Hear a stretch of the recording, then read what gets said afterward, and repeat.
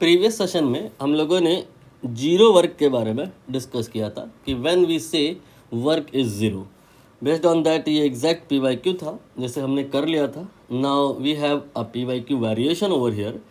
For this purpose ये एक projectile बनाया गया है जिसका रेंज आप देख रहे हो आर के बराबर है, हाइट एच है, यू की स्पीड से आपने फेंका था और थीटा उसका एंगल था। With that regard we have two statement over here. पहला कि displacement from A to B is equal to R. यहाँ पर पूछा गया है कि प्रोजेक्टाइल मोशन में जो ए से बी के बीच में डिस्प्लेसमेंट है वो आर के बराबर है। ये सही है या गलत है ये बताना है। फिर दूसरा स्टेटमेंट है work done by M G is M G R. जैसा कि आप जानते हो कि जो वर्क होता है वो फोर्स इंटू डिस्प्लेसमेंट होता है कभी कभी। तो फोर्स यहाँ एम जी हो गया और डिस्प्लेसमेंट आर हो गया, तो इस हिसाब से एम जी आर ये जो है वर्क हो गया ड्यू टू एम जी।